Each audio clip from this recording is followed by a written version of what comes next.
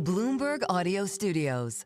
Podcasts, radio, news. Here with us now live, Ripple CEO Brad Garlinghouse. And of course, this has been a long battle.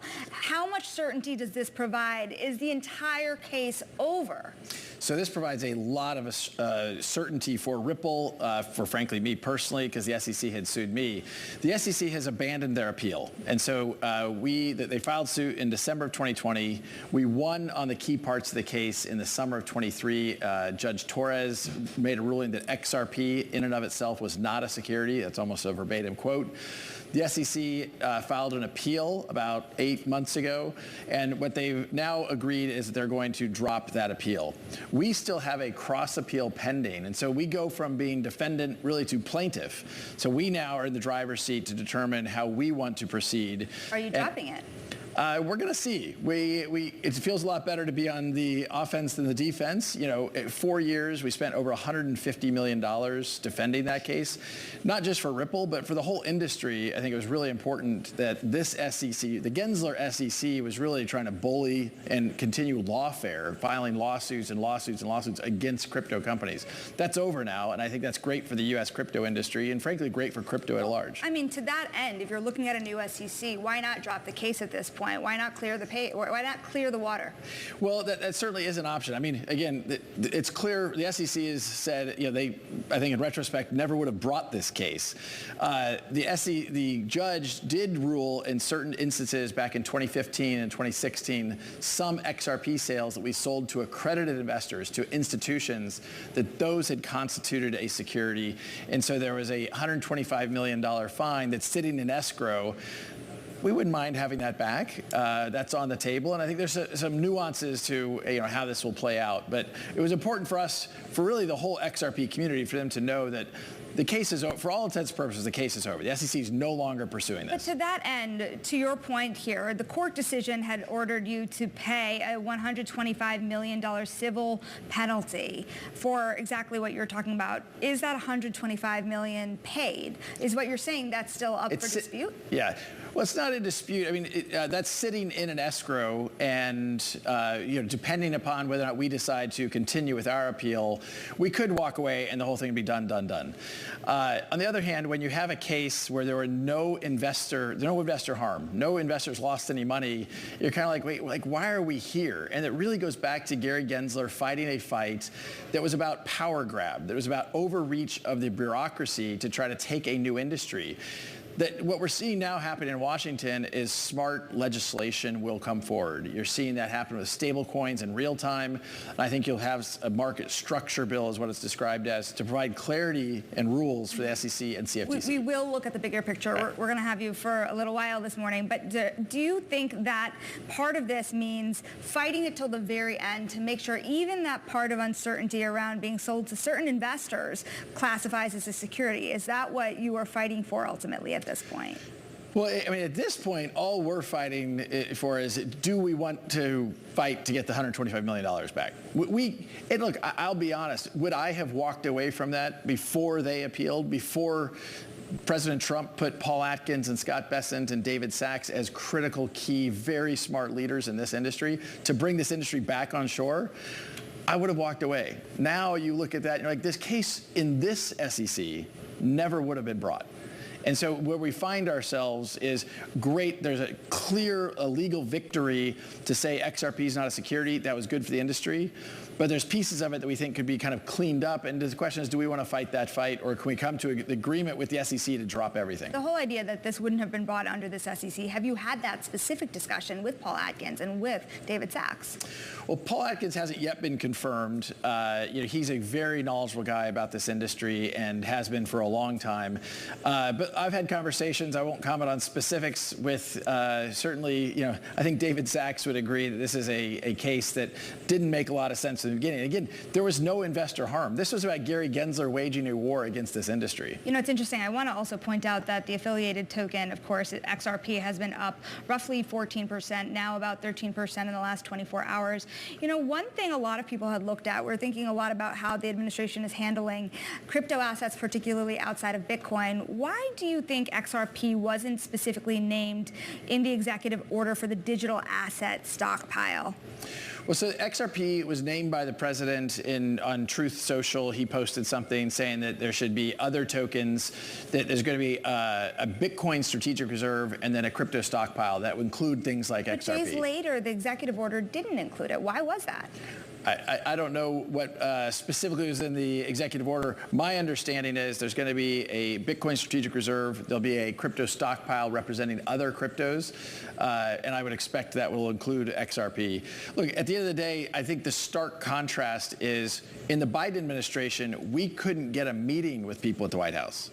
Now we're welcomed into the White House, and that's just a massive change. I think we want this industry to thrive in the United States. We don't want to push it offshore where you have fewer regulations. I think the reason I keep pushing you too is because I think now it's widely accepted that this is a pro-crypto administration, but the details, that is what's causing an overhang, the uncertainty of the details. So to the extent you have confidence, right, about XRP being in that stockpile or otherwise getting more support for an ETF, for example, where does that confidence come from, and what kind of timeline do you see it happening on?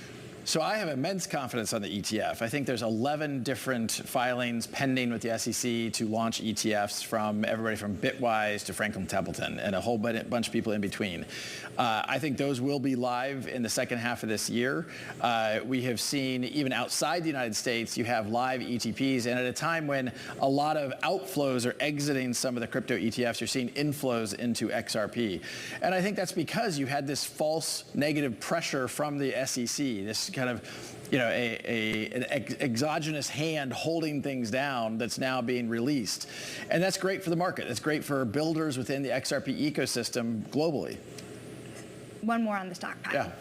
How much XRP would be in it? Where does it come from? Well, my understanding of what I read about I think there are some questions, and that the devil may be in the details as Treasury implements some of this. Absolutely in the details. But my understanding is that the stockpile will be represented by seized other cryptos other than Bitcoin that then will be in that stockpile. So to the extent that various law enforcement agencies have seized cryptos, which would include XRP, that those would go into the stockpile in addition to the Bitcoin strategic reserve. That's my understanding. Ripple CEO Brad Garlinghouse. And of course, we have been talking here about a big moment for you and for your company, of course, a rollback really of the tensions that had been brewing with the SEC. And let's talk about the next phase. One thing I'm really wondering about now that there's more clarity for you is that is an IPO, frankly, in your future now. We talk so much about the potential for the XRP token to be wrapped in an ETF. That is a method of listing. Right. So is listing possible now for you for Ripple? Well, it's certainly something that is possible. The United States SEC under Gensler was so hostile to this industry. I mean, ironically, they approved the S1 from Coinbase and then sued them for doing the things they said they were doing. So this SEC, fortunately, is going to be, I think, very constructive and positive for this industry. So I think that's available, and I think the company's at a stage where we could consider that. That being said, it isn't a huge priority. I think most companies are going public. Raising capital is something that is high on their radar. We have been in a very fortunate position to be able to grow the business organically. We're also, frankly, more proactive in looking at acquisitions. This is an industry that finally is going to be able to thrive in the United States, the largest economy in the world. And I think the industry is still underestimating the shift from the headwinds to the tailwinds. That's going to make a bigger difference than people think. And finally, the U.S. market is really unlocked. So it sounds like what you're saying, acquisitions are almost more of a priority now than an IPO for you. So then what would you be looking for to buy, and how big are you willing to go? Well, I'm not going to name names, but look, Ripple at its core is a blockchain infrastructure company. We sell our technologies to business, primarily financial institutions, and we'll look at other things that are blockchain infrastructure companies. I think there will be consolidation this year. There's a lot of excitement about some of the changes, and we will lean into that for sure. So when you think about what's possible in terms of financial institutions, there's been a lot of conversation about loosening of regulations and red tape when it comes to the financial industry and its interactions with the crypto community. What are you actually seeing happen? Are banks really warming up in a way that's significant right now? I mean, I think unequivocally yes. I mean, just in the last few weeks, I have seen U.S. financial institutions go from being like, look, we're just not going to touch it because we don't want the extra scrutiny of the regulators, which again, may or may not have even been legal, given these are legal businesses. But you have large banks who used to say negative things, now saying positive things. I think the two areas you'll see the most activity in the short term, one is around custody. These are banks that want to be able to custody, particularly when you see real world assets being tokenized. You need to be able to safely manage and custody that for customers and potentially for the bank. And the second is around payments. I mean, the global payments infrastructure still remains very dated. Wires are slow. I just had a wire that was sending over euros disappear for 5 days. That's surprising in a world of the internet. So one part of that payments infrastructure that I'm watching really closely is, of course, stablecoins. Sure. There is starting to be more clarity in Washington, and you're seeing people starting to use stablecoins in really interesting ways. I think about Robinhood, for example, using stablecoin in terms of facilitating 24-hour trading. What's next? I mean, if you think about the next forefront of stablecoins now that the U.S. is getting toward clarity, what's possible? Well, I think we're underestimating how big that might get. Today that market's about $230 billion. So I think some smart people think that may go up 10x in the next 5 years. I think that's probably right. I mean, the two leading players in Tether as well as USDC are both, I think, poised to do well in that market. Ripple launched our own stablecoin at the end of last year. That's already ahead of our own internal forecasts in terms of where we are at this point in the year. Still, we're small, but the goal is by the end of the year for RLUSD, Ripple stablecoin, to be one of the top 5 in the market by the end of the year. And I think the whole market's going to grow dramatically over this year. So what does it take you to get there? Who are you pairing up with? Are you creating some financial partnerships in order to make RLUSD more of a household name? Yeah, for sure. I mean, even today we had more listings go live for RLUSD on some global crypto exchanges. Anytime you do something new, it takes a minute for that kind of, the pun of the ripple effect of seeing how that plays out. And so we're seeing that happen in real time. So I'm really pleased. And again, as I said, we're ahead of our Q1 forecasts of where we expected to be. So we feel really good about that progress. Given through what you have gone through with the SEC, I think one major question is how tokens list in the future. What do they mean? How are they classified? Now that you're talking about many other, say even private equity companies looking to tokenize their funds, venture capitalists, Cathie Wood told us yesterday she's considering that for her own fund. What does this mean? What are the rules of the road? Are people going to list and put the cart in front of the horse as they do so? Yeah. Well, look, I think tokenizing, like what Cathie Wood's talking about, democratizing access to different investment vehicles and different investment types is very compelling. Even, imagine Shark Tank enabling the participation by different sharks. Like, there's some really interesting stuff you could do. Right now, Congress, it seems, is more focused on getting stablecoin legislation passed. That went for markup last week, and I think you'll see that potentially in front of the president in weeks. The other piece of legislation I think will move quickly after that is kind of the market structure bill. Last summer, something called FIT 21 passed the House, did not get through the Senate.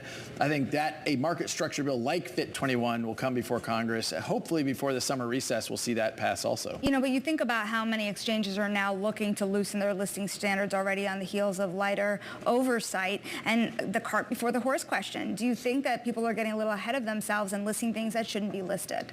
Well, look, I don't think about it as lighter regulation because, frankly, I think the industry wants to be regulated. And what we've been saying for years as an industry is we just want clear regulation. We don't want lawsuits just claiming one thing and the next week contradicting themselves, which is exactly what Gensler's SEC was doing. So I think just the fact that we have an SEC who's trying to work constructively, instead of trying to sue more companies, let's actually work and let's codify and get legislation to provide that clarity. But again, if you don't have that clarity, what you saw years ago was an ICO boom where tons of things that were raising money never worked out for the people that were buying the tokens or the coins. Look, I agree, and I said then that I think of some of these ICOs were a lot more like IPOs. They were securities. The problem is the SEC then kind of used that to just blanket and say, Gensler said before he was SEC chair, he didn't think they were securities, and then after he became SEC chair, is kind of his power grab. Gensler wanted everything under his jurisdiction. So I think obviously that ICO boom went away, and there's lots of ways this government can regulate and manage fraud and manage criminal activity, and that did happen. People did go to jail. I have one more question for you about Ripple and XRP in particular, on the supply and how it's managed and the unlocks. Is there anything you would do to change the amount of supply brought to market? Can you do that? How does that exactly work? Because there is a level of dilution for XRP when more supply is brought in on a regular basis. So this is one of the things I'm glad you asked about, because there's frankly misinformation, sometimes frank disinformation, people spreading falsehoods out there. The amount of XRP that was created in 2012 when it was first started, when that blockchain was first started, was 100 billion units. That can't be increased. It's slightly deflationary, and now there's about 99.9 billion units. Ripple owns about 42% of that supply. We have had, and for I guess 8 years, we published something called the XRP Markets Report, where we share how much we are introducing into the market, because we want that to be predictable, and that has been the case for many years now. And so we will continue to make sure that's very predictable. At some point, maybe we won't be selling as much. We'll see how that plays out in the future. But right now, frankly, we get criticized for owning too much, and then we're criticized for selling some. But we want to do that in a constructive way, which is what we've done for years. We'll be keeping a close eye on those moves. Brad, thank you for joining us here on set. I know that it's a big announcement for Ripple, and of course, a lot of changes still ahead. That is, of course, Ripple CEO Brad Garlinghouse.